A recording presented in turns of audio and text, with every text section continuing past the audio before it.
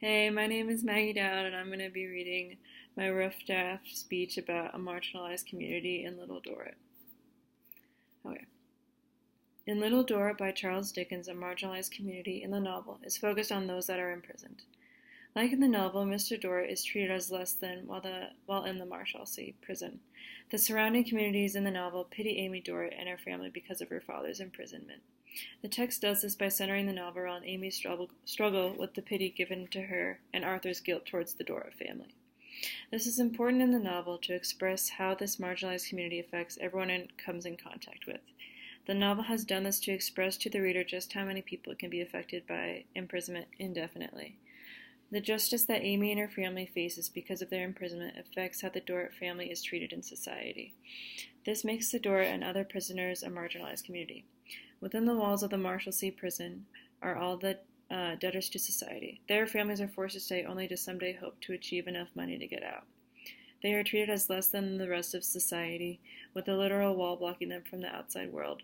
They are locked up and kept inside from the rest of the world with the knowledge that the previous life they once had will never be the same again. Even if they are put back into society with having proved themselves worthy enough, they are still thought of as less than or become the outcasts of society. In the journal article called Returning Home, Incarceration, Reentry, Stigma, and the Perpetuation of Racial and Socioeconomic Health Inequity, states, this of the effects imprisonment has on individuals. Elements of labeling, stereotyping, separation, status loss, and discrimination occur together in a power situation that allows the components of stigma to unfold. In the novel, Amy Dorrit is stereotyped and separated herself from her father and the life he previously lived. To her father's point of view, Amy would have created status loss when acquiring a job. Mr. Dorrit created this status for himself while he still had money before he became imprisoned. The thought of having to work would be considered low of Mr. Dorrit. But because of her father's imprisonment, Amy has to work in order to have money for the family. She keeps this from her father so that he can continue to separate himself from the other prisoners, considering himself the father of the Marshalsea. When Amy Dorrit on her own, when viewing Amy Dorrit on her own, others thought of her as a social faux pas. They would not speak to her about her father's imprisonment. When asked where she lived, Amy initially gave a fake address, trying to hide her true lifestyle in prison. When Arthur, a man of status, knows of Dorrit, he is perplexed by how she acts and how she actually lives, the difference between the two. He had come to attach little Dorrit as an interest so peculiar, an interest removed from her own, while it grew out of the common and coarse things surrounding her, that he found disappointing, disagreeable, and almost painful. Arthur is dealing with how Amy comes across on paper and how she appears to others in society.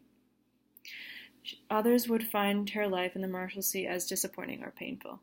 That is how she comes across to the outside world and even a bit to Arthur.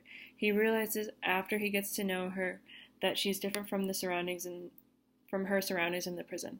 Meaning Arthur thought of everyone in the prison as the same, separating but later attaching little Dorrit to that mindset.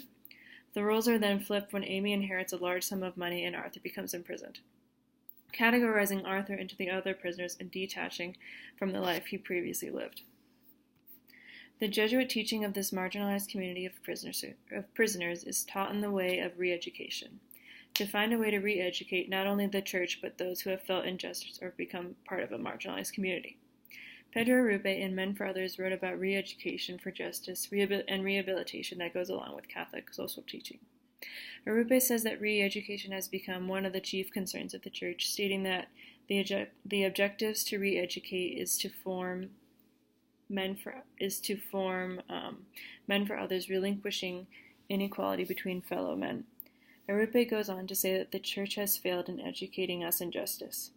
It is up to us to re-educate the Church in justice for all.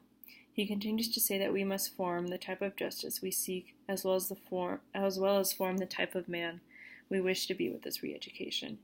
The Church looks at this and says to love God and to love our neighbor, and to treat one another justly. Arrupe goes on to say, how can you love someone and treat them unjustly? If you cannot treat everyone with the same justice, then you take away the love for everyone. A Christian will say that love is due to everyone, so by that notion, justice and re-education is due to everyone. As a society today, we cannot say that everyone is given the same justice.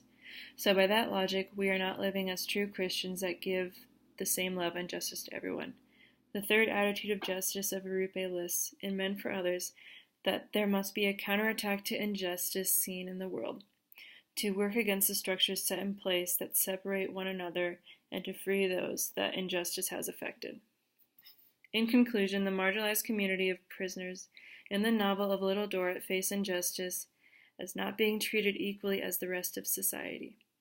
The rehabilitation back into society is non-existent. In life and in the novel, the Dorrits and the rest of the prisoners will be forever stained with stereotypes and the stigma of being in a lower class and in prison. They become separated from the rest of the prisons and remain detached to society, to the society they are now a part of.